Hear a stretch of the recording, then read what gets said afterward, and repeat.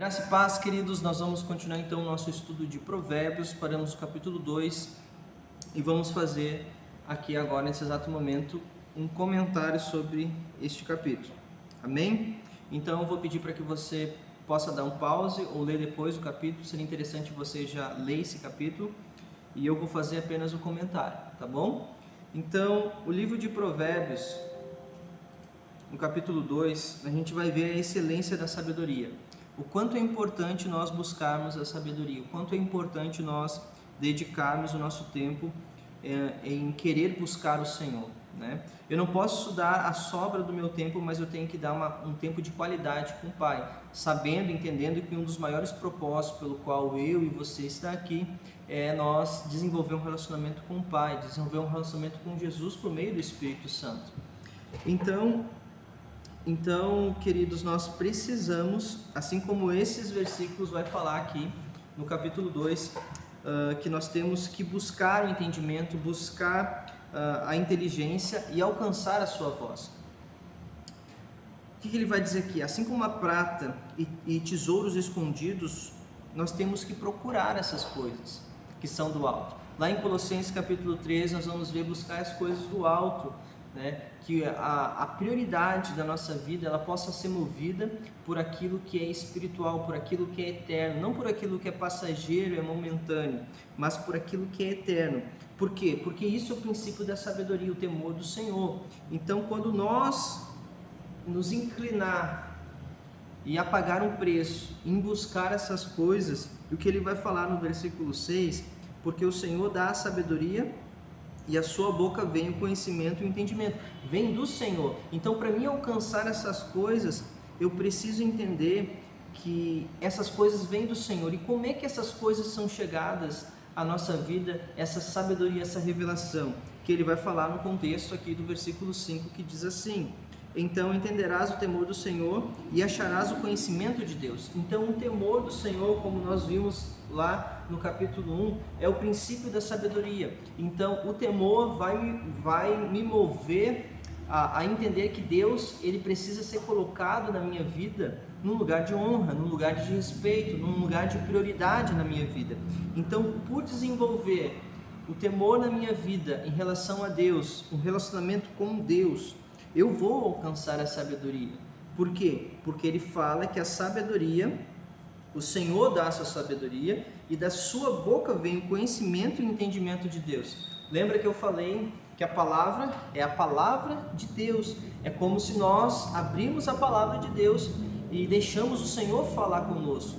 A boca do Senhor vai começar a abrir, né? A boca do Senhor ela abre por meio das suas escrituras para tentar de alguma forma falar conosco, nos mostrando a vontade e o desejo dele da nossa vida. Claro, nós podemos abrir a Bíblia e não entender, porque a Bíblia ela não foi apenas colocada aqui para que nós pudéssemos ler ela, mas para que nós possamos ter a revelação dela por meio do Espírito Santo. Por isso que é importante nós sermos movidos pelo temor e desenvolver uma intimidade com Jesus. Jesus é o centro de toda a Bíblia. Então, Jesus como centro de toda a Bíblia, eu tenho que entregar a minha vida a Jesus para que Ele possa me dar a sabedoria e a revelação das Escrituras. Eu não sei se eu falei isso, dando esse exemplo, mas é como se nós vamos no restaurante e vem aquele garçom com uma bandeja e aqui naquela bandeja tem algo em cima dela que está tapando para que nós não venhamos a visualizar o que vai ser servido ali. Mas nós sabemos que tem algo ali dentro daquela bandeja, tem algo ali dentro que é para nós, só que não está revelado. Então a palavra de Deus, nós podemos entender e conhecer que ela é a palavra de Deus, mas ela vai ser só revelada por meio do Espírito. Então quando nós tiramos a tampa, é isso aqui que tem. Então vem a revelação. Então, queridos, nós precisamos do Espírito Santo para nos ajudar a entender a verdadeira sabedoria que vem do Pai, porque é Ele que nos traz essa sabedoria revelada, porque é o Espírito de Deus que conhece as coisas de Deus, que vai nos revelar as coisas do Pai, né? Nós temos o Espírito do homem, mas o Espírito de Deus, né, que é o Espírito Santo, vai nos revelar a vontade do Pai. Então, assim nós vamos para o versículo 7, que diz assim: ele reservará a verdadeira sabedoria para os retos. Olha só, então há um grupo, há uma classe que Deus deseja revelar a sabedoria. A sabedoria de Deus não é revelada para qualquer um, mas para aqueles que são retos, para aqueles que são justos. Escudo é para os que caminham na sinceridade. A sabedoria de Deus vai ser revelada para aqueles que são filhos de Deus. A Bíblia fala: os meus filhos ouvem, né? A Bíblia diz assim, ó, as minhas ovelhas ouvem minha voz. E a Bíblia dá a figura, né, falando de Jesus. Jesus é o pastor, né? Então nós, como ovelhas, nós vamos ouvir a voz de Jesus e vamos conhecer a sua instrução, a sua ordem, o seu mandamento, né, a sua vontade para a nossa vida, onde nós somos pastoreados pelo Senhor. Amém, queridos? E ele vai falar no versículo 8: para que guardeis as veredas do juízo e conserves o caminho dos seus santos. Então, a sabedoria que vai nos ser revelada, ela vai nos ajudar a entender o juízo e a conservar o nosso caminho. A Bíblia fala: lâmpada para os meus pés é a tua palavra e luz para o meu caminho. Lá no Salmo 119, versículo 5. Então ele vai me guiar, a palavra de Deus vai me orientar, e a palavra de Deus é a sabedoria de Deus revelada a nós. E nós precisamos entregar a nossa vida ao Senhor, para que Ele possa nos revelar a sua verdadeira sabedoria. Então, o livro de Provérbios tem muitas chaves, né? E a maior chave que nós podemos pegar é o temor do Senhor, que é o princípio da sabedoria. E ele vai continuar dizendo: então entenderás a justiça, o juízo, a equidade e todas as boas veredas. Essas veredas aqui significa caminhos, todos os caminhos. Então, queridos, a equidade é o julgamento justo, né? É a virtude, é uma virtude, é a manifestação de um senso de justiça. Então, queridos, tudo isso a gente pode pegar e olhar como uma figura de Cristo, né? Nós vamos conhecer Cristo falando sobre a equidade, a justiça, né, que nós temos em Cristo, a justiça que nós temos em Cristo, o juízo que o Senhor Jesus recebeu na sua carne por meio de nós, por meio dos nossos pecados, né? Ele se fez maldito. A Bíblia fala: maldito o homem que é pendurado no madeiro. E Jesus se fez maldito, levando todo o peso, todo o pecado da humanidade, para que hoje nós viemos a ser livres, não viemos a viver uma vida na condenação da eternidade, mas por meio de Cristo nós viemos a ter vida. A Bíblia fala que Ele é o pão vivo, né? O pão vivo que desceu do céu para nos dar vida. Então nós temos que comer esse pão, nós temos que compartilhar a nossa vida com o Senhor Jesus todos os dias, sentar à mesa e comer com Ele.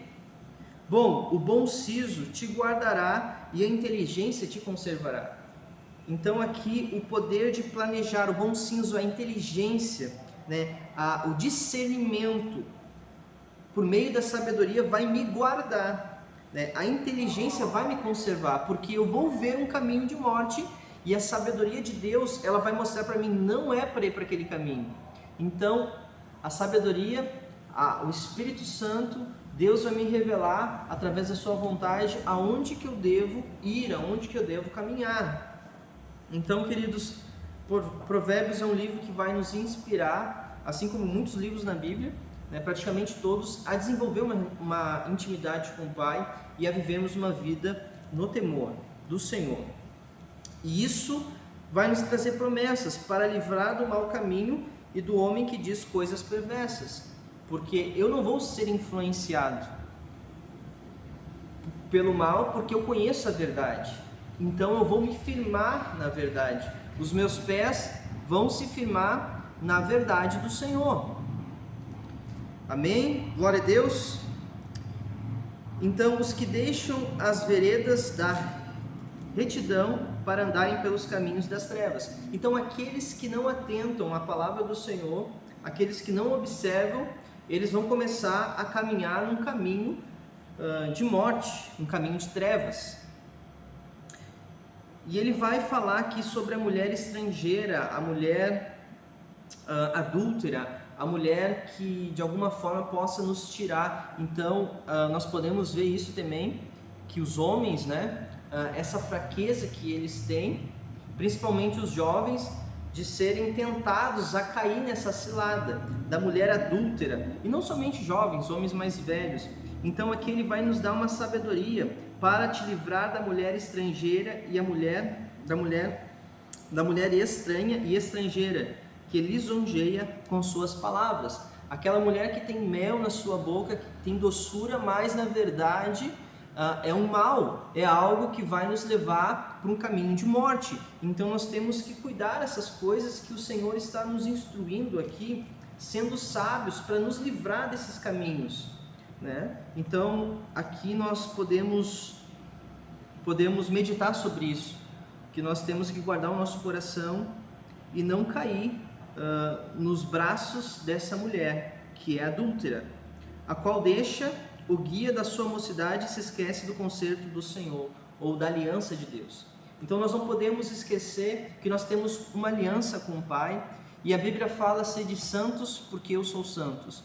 Nós estávamos meditando na célula ontem, falando da oração modelo de Jesus, que ele disse: santificado seja o teu nome, né? O nome de Deus seja santificado. E como torna o nome de Deus santificado?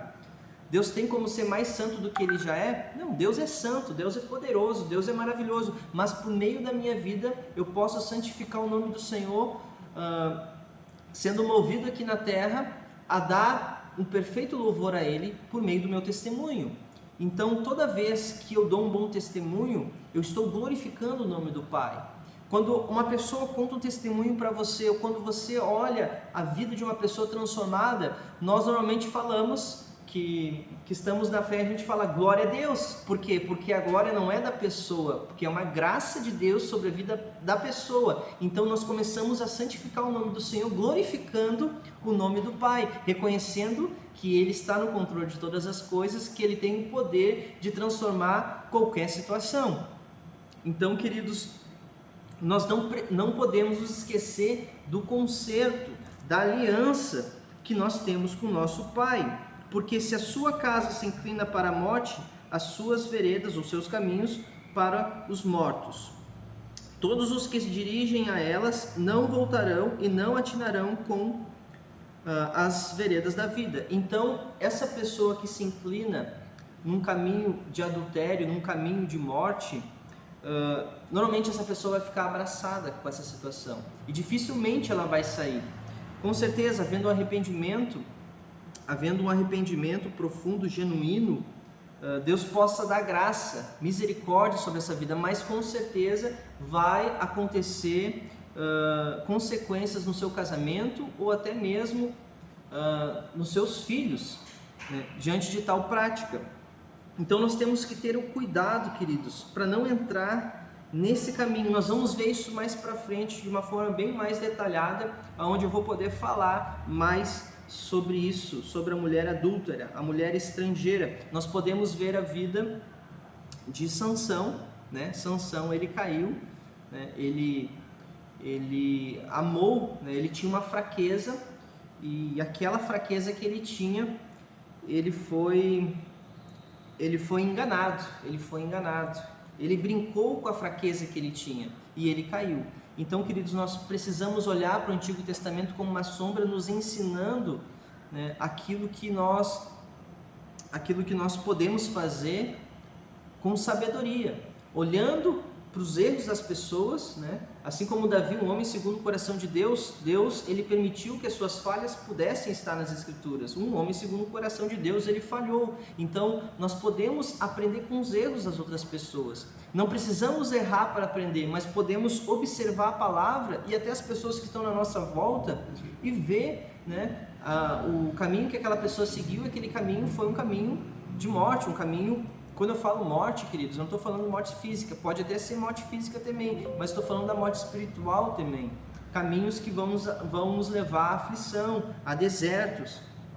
Então nós temos que ter esse cuidado, para que andes pelo caminho dos bons e guardes as veredas do justo, lá no 20, porque os retos habitarão a terra, e os sinceros permanecerão nela, mas os ímpios serão arrancados da terra e os aleivosos serão dela exterminados. Então aqui, aqueles que são retos, aqueles que vivem a palavra do Senhor e buscam a sabedoria do alto por meio do temor de Deus, com certeza há uma promessa, porque eles vão guardar a palavra de Deus. E a palavra de Deus, guardando a palavra de Deus, vão viver uma vida abundante. Eu não estou dizendo que nós não vamos passar por aflições, eu não estou dizendo isso. Nós vamos ter aflições, nós vamos passar por deserto aqui na terra, por períodos de tempestade, mas nós temos que ter a convicção e a certeza que o Senhor vai estar conosco, nos protegendo, vai estar conosco ali, diante daquela situação. Então é uma promessa do Senhor, porque aquele que honra o pai e a mãe, há uma promessa. E se nós, como filhos de Deus, como cristãos, nós temos temor de Deus, nós vamos guardar esse princípio na nossa vida, para que nós venhamos a lidar bem aqui na terra, e ao mesmo tempo os nossos dias vão ser prolongados. Isso é uma promessa da palavra de Deus. Mas não basta cumprir somente uma promessa e deixar outras. Então nós precisamos não basta a gente cumprir um princípio e deixar outros, porque as pessoas pegam assim, eu vou cumprir esse princípio, só que os outros está tudo lá. Deus, Ele quer todo o nosso coração. Deus, Ele quer todo o nosso coração. Ele quer que nós possamos glorificar o nome dEle, não por meio de uma área da nossa vida que estamos entregando a Ele, mas em todas as áreas da nossa vida. Amém, queridos? Então, esse é um breve comentário do capítulo 2, para que você possa estar meditando. Se eu não falei algo aqui, você tem a oportunidade de compartilhar com nós também e acrescentar aqui alguma coisa, ou até mesmo se eu falei alguma coisa que não entendeu, possa também perguntar, ou se eu falei alguma coisa que possa até ser algo que você não concorde, não tem problema nenhum, você também pode comentar e vamos crescer juntos no Senhor. Amém? Então Deus abençoe e fique na paz em nome de Jesus.